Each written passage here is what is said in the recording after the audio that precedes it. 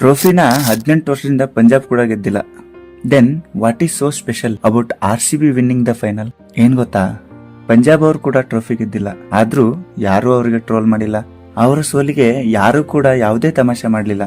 ಅವರಿಗೆ ನೀವು ಹಿಂದೆ ಸೋತಿದ್ರಿ, ಇವಾಗ್ಲೂ ಸೋತಿದ್ದೀರಾ, ಮುಂದೇನೂ ಸೋಲ್ತೀರಾ ಅಂತ ಪ್ರತಿದಿನ ಯಾರು ಆಡ್ಕೊಂಡ್ ನಕ್ಕಿಲ್ಲ. And the fact a person like Virat Kohli choose to stay here for 18 years. That's what make it even more special to us.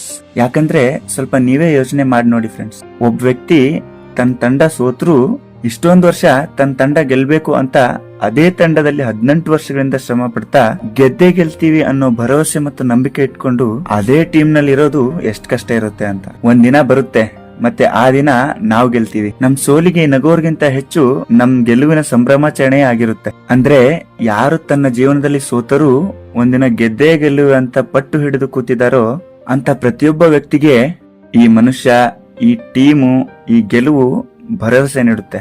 ಸ್ವಲ್ಪ ದಿನದ ಹಿಂದೆ ನಾನ್ ಬರ್ದಿರೋ ಲೈನ್ಸ್: ಕಣ್ತುಂಬಾ ನಿದ್ದೆ ಇದ್ರೂ ಕನಸುಗಳಿಗಾಗಿ ಎಚ್ಚರ ಇರಬೇಕಾಗುತ್ತದೆ, ಎಲ್ಲವೂ ಸಾಧ್ಯವಾಗುತ್ತದೆ, ಆ ಸಮಯಕ್ಕಾಗಿ ನಿಷ್ಠೆಯಿಂದ ಮುಂದೆ ಸಾಗಬೇಕಷ್ಟೇ. RCBಯ ಈ ಗೆಲುವು ಈ ನನ್ನ ಲೈನ್ಸ್ಗೆ ಮತ್ತು ನನ್ನ ನಂಬಿಕೆಯನ್ನು ಇನ್ನಷ್ಟು ಹೆಚ್ಚಿಸಿದೆ.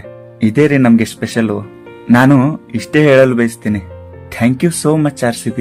ಈ ವರ್ಷ ನಮ್ಮ ಹೃದಯದ ಜೊತೆ ಟ್ರೋಫಿ ಕೂಡ ಗೆದ್ದು ಹೇಟರ್ಸ್ ಗಳ ಬಾಯಿ ಸ್ವಲ್ಪ ಮುಚ್ಚಿಸಿರೋದಕ್ಕೆ.